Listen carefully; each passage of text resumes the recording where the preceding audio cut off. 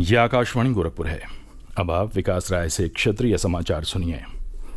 उप मुख्यमंत्री केशव प्रसाद मौर्य ने कहा है कि प्रदेश सरकार इस साल 1 अप्रैल से किसानों के नलकूप कनेक्शन के बिजली बिल माफ करेगी। उन्होंने कहा कि प्रधानमंत्री किसान सम्मान निधि योजना के लंबित प्रार्थना पत्रों को 15 अक्टूबर तक निस्तारित कर दिया जाएगा। श्री मौर्य आज कौशाम्बी में समीक्षा बैठक के बाद संवाददाताओं को संबोधित कर रहे थे।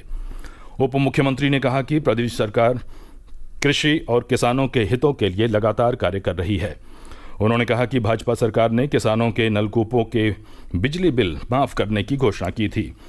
इसके लिए चालू वित्तीय वर्ष के बजट में धनराशि का भी प्रावधान किया गया है। श्री मौर्य ने कहा कि भाजपा सरकार गरीबों और वंचितों की सरकार है। उन्होंने कहा कि प्रदेश में बड़ी संख्या में लोगों को प्रधानमंत्री और मुख्यमंत्री आवास योजना का लाभ मिला है। पहले की सरकारों में गरीबों के लिए आने वाला राशन अमीरों के पास जा रहा था। उनकी सरकार ने बड़ी संख्या में अपात्र लोगों के राशन कार्ड निरस्त किए और केवल पात्र लोगों को निःशुल्क राशन उपलब्ध कराया।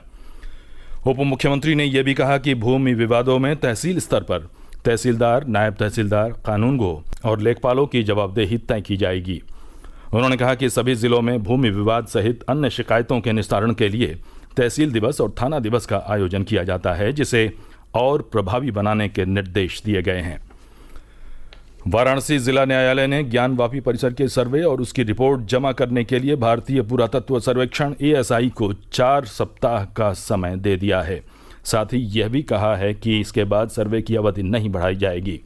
ज्ञानवापी परिसर के वैज्ञानिक सर्वे की अवधि 6 अक्टूबर को समाप्त हो रही थी। इसके अलावा ज्ञानवापी प्रकरण से जुड़े अन्य सभी मामलों की सुनवाई 12 अक्टूबर को होगी। व्यास जी के तहखाने के संबंध में दाखिल ट्रांसफर आवेदन पर आज शाम तक आदेश आ सकता है। रेहड़ी पटरी विक्रेताओं को आत्मनिर्भर बनाने के लिए शुरू की गई प्रधानमंत्री स्वनिधि योजना के तहत 50 लाख से अधिक लोगों को लाभ पहुंचाकर ऐतिहासिक उपलब्धि हासिल की गई है। प्रधानमंत्री नरेंद्र मोदी ने इस बड़ी उपलब्धि के लिए बधाई देते हुए कहा कि उन्हें संतोष है कि PM स्वनिधि योजना से न सिर्फ देश भर के रेहड़ी पटरी वालों का जीवन आसान हुआ है, बल्कि उन्हें सम्मान के साथ जीने का अवसर भी मिला है।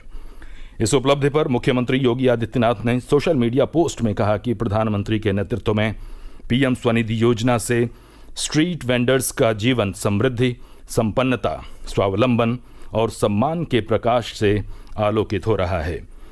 उत्तर प्रदेश के लाखों स्ट्रीट वेंडर्स को भी आत्मनिर्भर बनाने वाली ये योजना समर्थ भारत, स्वावलंबी भारत के निर्माण यात्रा में मील का पत्थर सिद्ध हो रही है।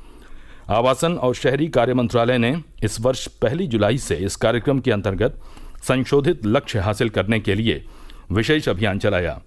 संयुक्त प्रयासों की बदौलत 86 अरब रुपए के करीब 66 लाख ऋण 50 लाख से अधिक लाभार्थियों को वितरित किए गए।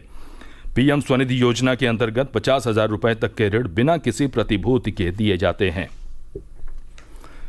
केंद्रीय युवा कार्यक्रम और खेल मंत्रालय ने राष्ट्रीय खेल पुरस्कार 2023 के लिए आवेदन आमंत्रित किए हैं। पुरस्कार के लिए पात्र खिलाड़ियों, प्रशिक्षकों, संस्थाओं और विश्वविद्यालयों के आवेदन पोर्टल dbtyas.sports.gov.in पर अगले महीने की 2 तारीख तक जमा कराए जा सकते हैं। अंतिम तिथि के बाद प्राप्त आवेदन पर विचार नहीं किया जाएगा। आवेदन केवल पोर्टल के माध्यम से ऑनलाइन भेजे जा सकते हैं। मंत्रालय प्रत्येक वर्ष खेल पुरस्कारों के लिए आवेदन आमंत्रित करता है। वर्ष 2023 के लिए इन खेल पुरस्कारों के लिए आवेदन आमंत्रित करने की अधिसूचना वेबसाइट पर अपलोड कर दी गई है। भारत ने चीन में चल रहे 19वें एशियाई खेलों में अब तक का अपना सर्वश्रेष्ठ प्रदर्शन करते हुए 21 स्वर्ण, 31 रजत और 32 कांस्य सहित कुल 84 पदक जीत लिए हैं। एथलेटिक्स में कल पुरुषों के भाला फेंक में नीरज चोपड़ा ने इस सत्र का सर्वश्रेष्ठ 88.88 मीटर का थ्रो कर स्वर्ण पदक जीता। वहीं किशोर कुमार जेना ने अपना सर्वश्रेष्ठ प्रदर्शन करते हुए 87.54 मीटर तक भाला फेंक कर रजत पदक जीता। ICC एक दिवसीय क्रिकेट विश्व कप की शुरुआत हो गई है। न्यूजीलैंड और इंग्लैंड के बीच आज उद्घाटन मैच खेला जा रहा है। इंग्लैंड ने पहले बल्लेबाजी करते हुए निर्धारित 50 ओवर में 9 विकेट पर 282 रन बनाए। समाचार समाप्त हुए। नमस्कार।